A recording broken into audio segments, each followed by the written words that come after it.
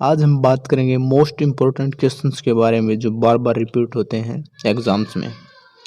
तो पहला क्वेश्चन है कि हास्य गैस का नाम क्या है। तो हास्य गैस का नाम है नाइट्रस ऑक्साइड। नेक्स्ट क्वेश्चन है यातायात के सिग्नल में लाल बत्ती का प्रयोग किया जाता है, क्यों किया जाता है?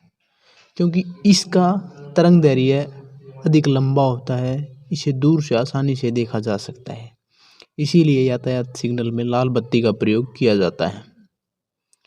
नेक्स्ट क्वेश्चन है पर्यावरण सुरक्षा अधिनियम कब लागू हुआ था? तो ये लागू हुआ था 1986 के अंदर। बढ़ते हैं अगले क्वेश्चन की तरफ। अगला क्वेश्चन है क्वेश्चन नंबर 4। भारत में नेशनल ग्रीन ट्रिब्यूनल संघ की स्थापना कब हुई थी? तो भारत में नेशनल ग्रीन ट्रिब्यूनल संघ की स्थापना 2010 के अंदर हुई थी। बढ़ लेते हैं अगले क्वेश्चन की तरफ। भारत में गेहूं का जीन बैंक कहाँ पर है? तो भारत में गेहूं का जीन बैंक करनाल के अंदर है और करनाल हरियाणा के अंदर पड़ता है। बढ़ते हैं अगले प्रश्न की तरफ। अगला प्रश्न है भारतीय कृषि अनुसंधान स्थित है? तो भारतीय कृषि अनुसंधान स्थित है नई दिल्ली के अंदर। बढ़ लेते हैं अगले क्वेश्चन की तरफ। नेक्स्ट क्वेश्चन है कंप्यूटर से रिलेटेड क्वेश्चन है। कंप्यूटर में ALU से क्या तात्पर्य है? ALU की फुल फॉर्म क्या है? तो अर्थमेटिक लॉजिक यूनिट, ये ALU की फुल फॉर्म है। बढ़ते हैं अगले प्रश्न की तरफ। अगला प्रश्न है प्रश्न नंबर 8। माइक्रो प्रोसेसर चिप का यूज कंप्यूटर किस पीढ़ी में हुआ?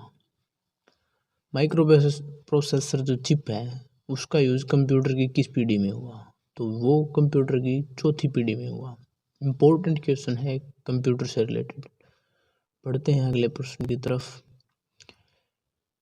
प्रश्न नंबर 9 है कौन सा आउटपुट और इनपुट डिवाइस दोनों है? तो मॉडेम एक ऐसी डिवाइस है जो आउटपुट भी है और इनपुट भी है, तो इसका आंसर हो जाएगा मॉडेम। बढ़ते हैं अगले प्रश्न की तरफ। प्रश्न नंबर 10 है प्राकृतिक गैस का मुख्य घटक क्या है? तो प्राकृतिक गैस का जो मुख्य घटक है वो है मीथेन। मीथेन प्राकृतिक गैस का मुख्य घटक है। बढ़ते हैं अगले प्रश्न की तरफ। नागा अर्जुन सागर बांध बना हुआ है, तो नागा अर्जुन सागर बांध किस नदी पर बना हुआ है? तो ये बना हुआ है कृष्णा नदी पर। बढ़ते हैं अगले प्रश्न की तरफ। अगला प्रश्न है बाणभट्ट किस राजा के राज्य मंत्री होते थे या फिर राज्य कवि होते थे? तो बाणभट्ट हर्षवर्धन के राज्य मंत्री और राज्य कवि और मित्र। बाणभट्ट ने हर्षचरित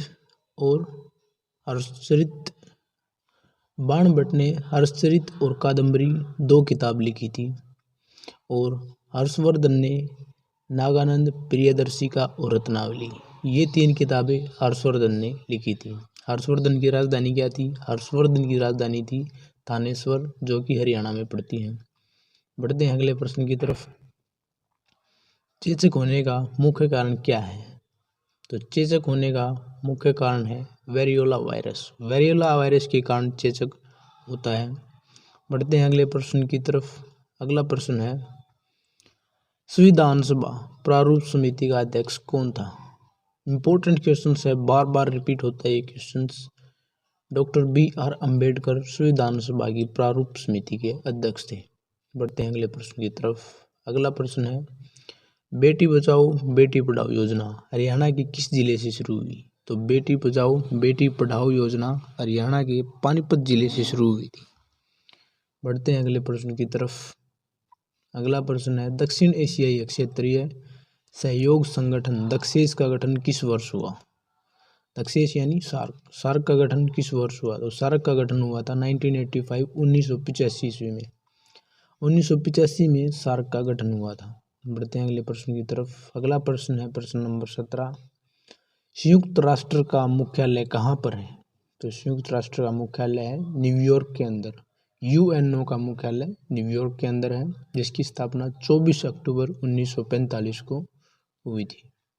बढ़ते हैं प्रश्न नंबर 18 की तरफ। प्रश्न नंबर 18 है, मानव शरीर में कौन सा ल्यूकेमिया से प्रभावित होता है? तो मानव शरीर में रक्त के कारण ल्यूकेमिया होता है। बढ़ते हैं प्रश्न नंबर 19 की तरफ। कार्बन डेटिंग में कौन सा सिद्धांत प्रयुक्त होता है? तो कार्बन डेटिंग में रेडियो सक्रियता प्रयुक्त होता है। ये सिद्धांत कार्बन डेटिंग में प्रयुक्त होता है। पढ़ते हैं अगले प्रश्न की तरफ। प्रकाशीय तंतु परिघटना पर आधारित है। तो प्रकाशीय तंतु पूर्ण आंतरिक परिवर्तन परिघटना पर आधारित है। साइंस का क्वेश्चन, इंपॉर्टेंट क्वेश्चन है, अच्छे से पढ़ लेना। प्रकाशीय तंतु पूर्ण आंतरिक परिवर्तन परिघटना पर आधारित होता है। नेक्स्ट क्वेश्चन है, कौन सा पदार्थ प्रकाश संश्लेषण के दौरान अपचित होता है? तो कार्बन डाइऑक्साइड प्रकाश संश्लेषण के दौरान अपचित होता है। बढ़ते हैं अगले प्रश्न की तरफ। अगला प्रश्न है, शीतल पेय में कौन सा एसिड होता है? तो शीतल पेय में कार्बनिक एसिड होता है। बढ़ते हैं प्रश्न नंबर 23 की तरफ। प्रश्न नंबर 23 है, दहेज निषेध अधिनियम कब पारित हुआ? तो दहेज निषेध अधिनियम पारित हुआ था 1961 के अंदर। बढ़ते हैं अगले प्रश्न की तरफ। अगला प्रश्न है प्रश्न नंबर 24, राज्यसभा का पदेन अध्यक्ष कौन होता है? तो राज्यसभा का जो पदेन अध्यक्ष होता है वो होता है उपराष्ट्रपति। बढ़ते हैं अगले प्रश्न की तरफ। अगला प्रश्न है, भूमध्य रेखा केन्या निम्नलिखित में से किस देश से होकर गुजरती है? तो जो भूमध्य रेखा है वो केन्या से होकर गुजरती है। नेक्स्ट प्रश्न है, भूमध्य रेखा निम्नलिखित में से किस देश से होकर गुजरती है? तो इसका आंसर हो जाएगा केन्या से। भूमध्य रेखा केन्या देश से होकर गुजरती है।